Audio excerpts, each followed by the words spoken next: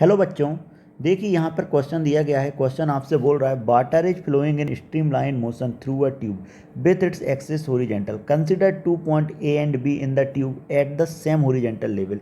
यहाँ पर मुझे 2 पॉइंट कंसीडर करना है, एक ए एंड बी, कहाँ पर? सेम हॉरिजॉन्टल लेवल पे। तो आपके पास 4 ऑप्शन दिए गए हैं, आपको बताना है कौन सा ऑप्शन करेक्ट है। तो पहला ऑप्शन बोल रहा है the pressure at A and B are equal for any shape of the tube. देख लेते हैं, प्रेशर की बात करें कि शेप अगर किसी भी तरीके का रहे तो क्या प्रेशर क्या होगा? इक्वल होगा। अब देख लेते हैं, अगर अगर मैं बात करता हूँ बर्नौली थ्योरम के अकॉर्डिंग, तो मैं लिख सकता हूँ according to the Bernoulli's theorem,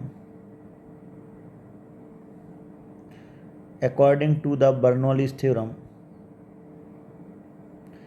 if the height of the point, if the height of the point is the same, the pressure will be more where speed is less। देखिए ज़रा, अगर मैं बात करता हूँ, मैंने ले लिया, सपोज मान के चलो इस तरीके का कोई क्रॉस सेक्शन एरिया ले लिया, ठीक है, इस तरीके का। मैंने आपसे बोला कि यहाँ पर A1 है, यहाँ पर क्या A2 है, A1 का वैल्यू ग्रेटर देन है क्या A2।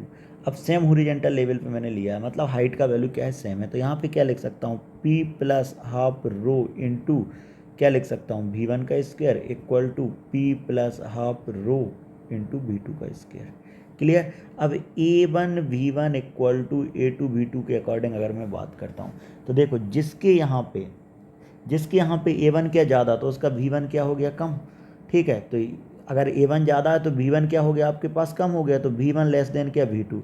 अब V1 का वैल्यू V2 से छोटा हो गया, तो मैं लिख सकता हूँ कि P1 greater than P2, P1 greater than P2। तो मेरे पास प्रेशर क्या आ रहा है? यूनिफॉर्म नहीं आ रहा है। तो मेरे पास ऑप्शन नंबर ए हो गया इनकरेक्ट। ठीक है, अब क्या बोल रहा है option number B? The pressure can never be equal. क्या कभी प्रेशर नहीं इक्वल हो सकता है? कब हो सकता है? जब आपके पास यूनिफॉर्म क्रॉस सेक्शन एरिया रहेगा, तो यहाँ पे प्रेशर भी क्या हो जाएगा? इक्वल। तो आपके पास ऑप्शन नंबर बी भी हो गया क्या? इनकरेक्ट।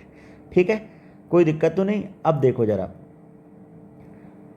अपन यहाँ से लिख सकते हैं कि मेरे पास ऑप्शन नंबर बी भी क्या हो गया आपके पास? इनकरेक्ट हो गया। अपन अब बात करते हैं ऑप्शन नंबर सी की। तो क्या लिख सकते हैं? If the tube has uniform cross section,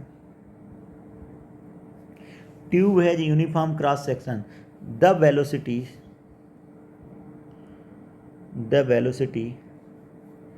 in this case will be equal everywhere, so pressure also equal. तो यहाँ पे आपके पास प्रेशर क्या हो जाएगा? इक्वल। Pressure also equal. तो ऑप्शन नंबर सी मेरे पास क्या हो गया? करेक्ट हो गया। अपन अब डी की बात करते हैं। ठीक है, डी नंबर बोल रहा है the pressure may be equal if the tube has a non uniform cross section. देख लेते हैं, अब मैंने क्या बोला? If the cross section, if the cross section of the tube is non-uniform, there may be a chance that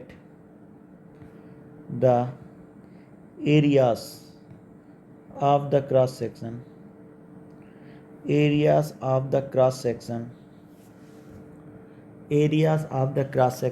at point 1 and 2 are the same. In that case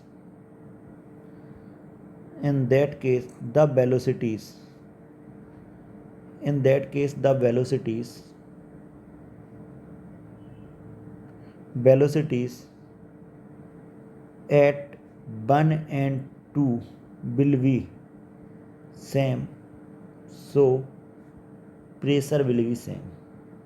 pressure भी यहाँ पे क्या आएगा, सेम आएगा। ठीक है, ये मैंने कंडीशन लिख ली। तो मैं बोल सकता हूँ कि मेरे पास option C and option D इस क्वेश्चन का करेक्ट ऑप्शन है। Hope you understand the solution. Thank you.